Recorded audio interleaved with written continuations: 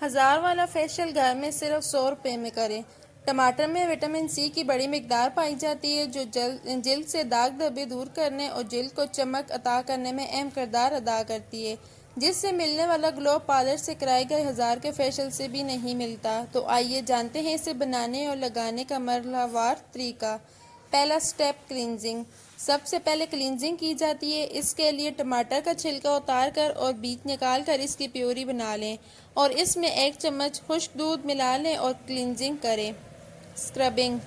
रात भर भीगी हुई खसखस को पीस लें। 1 चम्मच पीसी हुई खसखस, 1 चम्मच चीनी और टमाटर का रस मिला लें। यह बेहतरीन स्क्रब तैयार हो गया है। मास्क। एलोवेरा जेल 1 चम्मच, इसबगोल की भूसी 1 चम्मच और 1 चम्मच टमाटर की प्यूरी मिलाकर मास्क बनाएं। Massage cream. इस फेशियल में मसाज आखिरी स्टेप में किया जाता है। इसके लिए 2 चम्मच दही, 2 चम्मच खुश्क दूध और 2 चम्मच टमाटर प्यूरी मिलाएं और इससे मसाज करें। स्प्रे।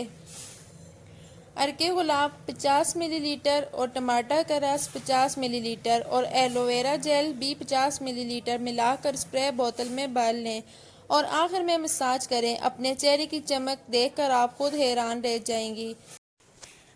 वीडियो अच्छी लगी है तो वीडियो को लाइक करें और चैनल को सब्सक्राइब करें।